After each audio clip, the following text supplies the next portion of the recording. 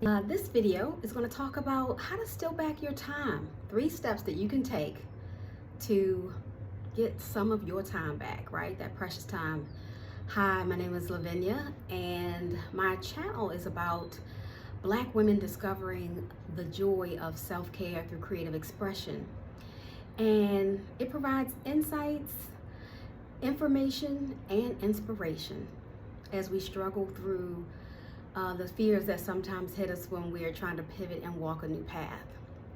So let's get started on how we can steal back time. And that question might have come up because my previous video, Black women, we need to rest ourselves, right? And in that video, I talk about creative activities as a way to rest our minds, because rest isn't only about the body, right? It's also about the mind. And as Black women, you know, we've got a lot on our minds, right? A lot on our plates, a lot of worries. A lot of us are dealing with toxic work situations. And so resting the mind is really important. And in that video, I talk about why creative activities help us do that. And I also want to talk about, or kind of follow up to that and talk about why watching television is not the same. Like, because I talk about how when you're doing a creative activity, your mind shifts away from worries, right? Thoughts that kind of spike the pressure a little bit sometimes. We're not dwelling on our problems because we're focused on something that is arresting our attention because we're creating something. And the reason why watching TV and because that's focused on something pleasurable is different and not the same is because when we're watching TV, we're disconnected from ourselves. When we're creating something, we're actually connected to ourselves. And that's a big, big difference. So I kind of wanted to follow up about that because that may have been something that popped into your mind while you were watching that video. So, and you also might have thought, well, how can I fit creative activities in when I already got like so much in my busy day? I think the first thing is to realize that your time is one of your most precious resources, and it actually belongs to you. It's yours. But the way this world and this life, this American life, has us struggling to pay bills and meet all these obligations, it's like we're giving away this time to everybody, and we don't get a piece for ourselves, at least not a big enough piece. And so we start to feel exhausted. We feel burnt out. So that's the first thing. This kind of indentured servitude, keeping up with the bills and debt, American life just keeps us exhausted. So it's important to figure out strategies for stealing back that time. And one of the first things, and the easiest thing to do, is to go on like a media diet, right? And that includes YouTube, everything, right? The constant news reel, especially with this political stuff coming up, the constant highlight reel that social media often is, right? The little alerts and all that stuff on your phone that keep you connected to whatever may be, you know, happening. Just go on a media diet, because one of the things that we sometimes mistake alone time for me time, because in our alone time, sometimes that's when we're scrolling through social media, that's when we're watching TV, binge watching our favorite shows and all those things, and that's not really me time. Me time is time where you're connecting with yourself, right? You're self-reflecting. Maybe you're journaling, maybe you're doing something creative, maybe you're doing something fun. But just because you're alone doesn't necessarily mean that's me time. So that's one of the things that, if you're falling into that kind of concept of me time, you may not be feeling like you're getting enough, and that's because it's not me time. It's just time you're alone doing other things that disconnect you from your own self. Okay. The other thing that is probably more challenging, is redefining what success means. And that's really hard in this society because we really don't have a framework for defining success based on terms or based on the concept of how do I feel?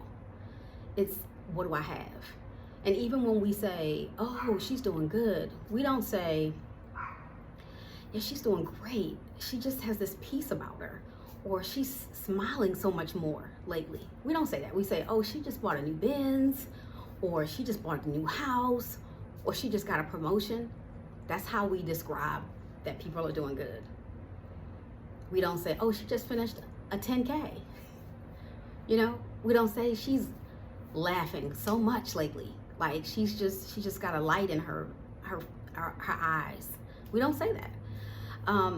And so it can be really difficult for us to figure out how to define success in a way that's based on us feeling good as opposed to how we look, right? Because of everything that this society trains us to believe and think. And that's stuff that I'll probably talk about later and unpack. I'm not the only one talking about it because so many Black women are rejecting Black excellence. They're embracing ease.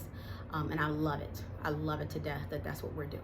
So, and the other way to try to steal back some of your time is to rethink your goals, right? Because a lot of times we're like, I'll just grit my teeth and I'll just do what I have to do and get to this place, or snag this thing, or get this recognition, or whatever, get this promotion, whatever. And understand that as you're trying to reach that goal, your life is being lived. And so think about or consider establishing goals that feel good while you're pursuing them. That's something that we often don't think about either, because and that's why sometimes when we reach that goal or we realize that thing, like we get that new house or we get that new Benz, we're like, after the novelty wears off, we're like, because it really wasn't what we were, because what we do in life is we want to feel a certain way. And because of the American mentality, we've been programmed to believe that once I get this thing or get this status, I'll feel this way. And not realizing that there's all kinds of ways to experience what we want to feel. Whether it's we want a sense of freedom, or we want to feel validated or respected, or we want to feel like we've accomplished something. Like these are all things that but there's a lot of different ways to feel that way. And the thing is that a lot of those other ways are actually things, it actually will allow us to live our lives in a way that we can get some of that time back, because we're not chasing things. We're not trying to keep up with this American lifestyle, right? That evaluates success based on things. So those are 3 steps that you can take to try to steal back your time. Is go on a media diet, right? And instead of, okay, I'm gonna get some alone time and kind of just binge watch my Netflix shows, do something like paint by numbers, or get into soap making, or maybe jewelry making, or just take a stroll. Just take a stroll. I do that all the time. Like a lot of times we feel like, oh, I don't feel like working out. So we come up with all these excuses, right? Because we're probably exhausted. But what I do is I just like, you know what? I'm just going to go out there with my iPod to a pretty place and stroll. I'm going to people watch. I'm not trying to work out. I'm not trying to power walk. I'm just relaxing, strolling. You know, so just rethink some things and then reframe success, right? Focus on what feels good. And then think about our goals and how it's going to feel, or how we feel in the process of getting there. Does it feel good? Am I excited? Am I growing? Am I learning? How do I feel as I progress towards this goal? So those are my 3 tips, my 3 steps that you can take.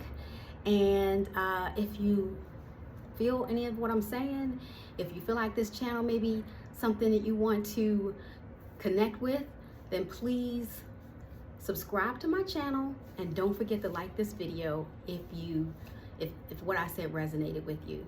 All right, peace out.